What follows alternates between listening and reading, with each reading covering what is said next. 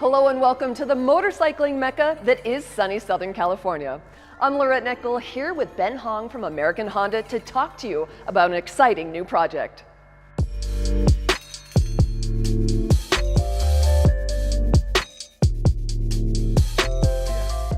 Hey Lorette, first off, thanks for being here. And yeah, you're right, we've got something pretty cool under the cover here. It's an important bike that'll take Honda's lineup in a new direction. So we're excited to be here to show it off today. And what better place to do that than here at Blackmore Ranch? This is where fans of motorcycles, action sports, dragsters, and everything in between come together. It's all about performance and excitement when the sun's out and relaxing with friends afterward. And that fun, cool culture is the perfect setting to showcase this bike. Exactly. And starting from the concept phase, engineers kept going back to the theme, relax and excite. And to this day, that's the guiding principle behind the project. The goal was to develop a cruiser that you can use to hit the open highway, relax one day, and then the next day, have fun on your favorite section of tight canyon twisties. That is a lot to ask of one bike, but I do have faith in Honda's engineers. Should we play the clip and see what they came up with? Let's do it.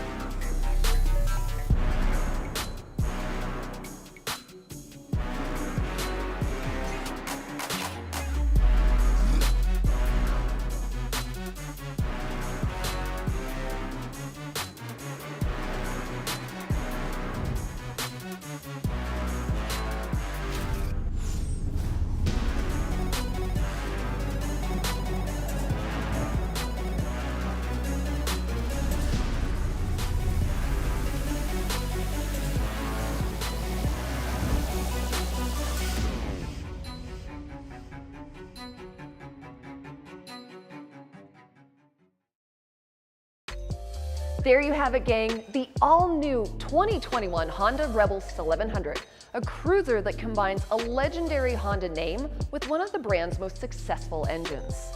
Absolutely. And that engine being the water-cooled parallel twin from the Africa Twin, which is popular not only for its performance, but its unique engine character and sound. The Rebel 1100 was designed to be fun, and engine character is a big part of that. Speaking of design, I really love what they came up with. Yeah, me too, Lorette. For instance, the frame is narrow and sleek, and many of the components are blacked out.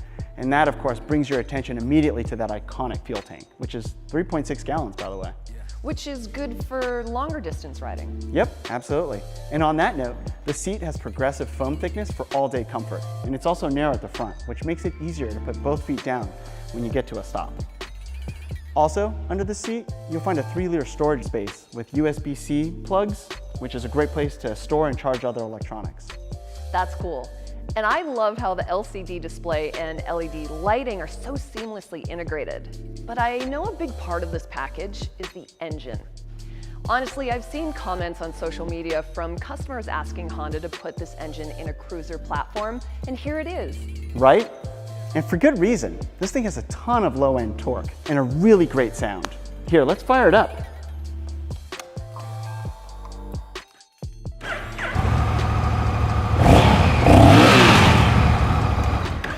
That's awesome, Ben. I love the sound of this machine. Yeah, me too. But it's more than just the sound. It also has some serious performance advantages. For example, thanks to its Unicam valve train, the engine is compact and has a low center of gravity. Plus, the oil tank's inside the crankcase, which lets us use a lower profile oil pan. This all allows for a 35-degree bank angle, so the bike can be leaned over in corners, almost like a sport bike. Plus, it still has that low 27.5-inch cruiser style seat height. So did Honda just take the engine straight from the Africa Twin?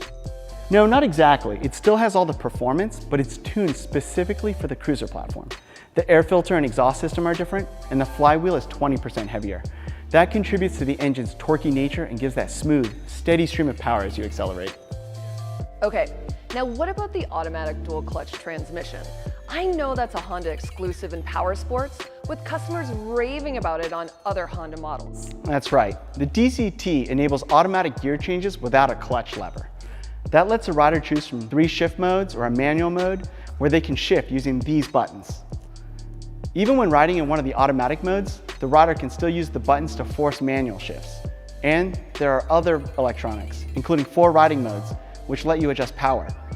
Honda selectable torque control, that also incorporates wheelie control, and engine braking.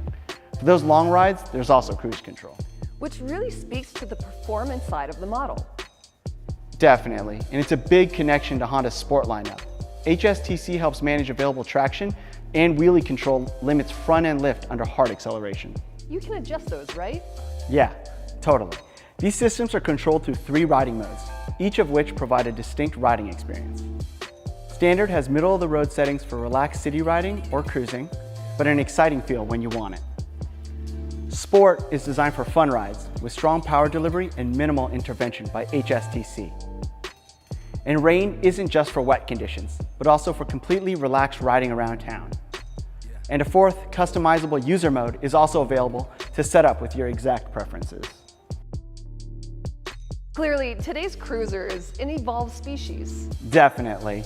Cruisers have always been about a low seat height, a comfortable riding position, and that laid-back, relaxed feeling. And that's still the case, but yeah, the customer is changing. And he or she doesn't want a motorcycle that's going to hold them back when they want to try something else. Yeah, that makes sense. And chassis plays a big role in that too, right? Yep, the Rebel 1100 has geometry that delivers a surprising combination of straight line stability and cornering prowess. The beefy 43mm fork has a dark titanium oxide coating, and in the rear, there are dual Showa piggyback reservoir shocks. Both ends have adjustable preload, so you can easily choose a setup for your preferred riding style, or if you plan to bring along a passenger or luggage. Now, what about these brakes? They look like they've come straight off of a sport bike.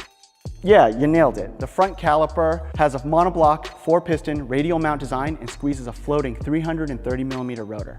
And then the rear caliper has a single piston and works a 256mm rotor, and ABS is standard. And then the chunky radial tires are wrapped around cast aluminum wheels, which have optimum rigidity and help the neutral handling character. All this adds to the Rebel's style too. Of course, looks are still a big part of the cruiser lifestyle, and everyone wants to make their bike their own. Yep, and Honda already has a long list of accessories, everything from minimalist to touring focused. In fact, this one has a few examples. All right, okay, you've sold me. But really, when can we get our hands on the Rebel 1100? Yeah, these will be available in January with an MSRP of $9,299 for the manual version and $9,999 for the DCT. We'll look forward to that. Ben, thank you so much for the download. And remember, until next time, life is better on a Honda.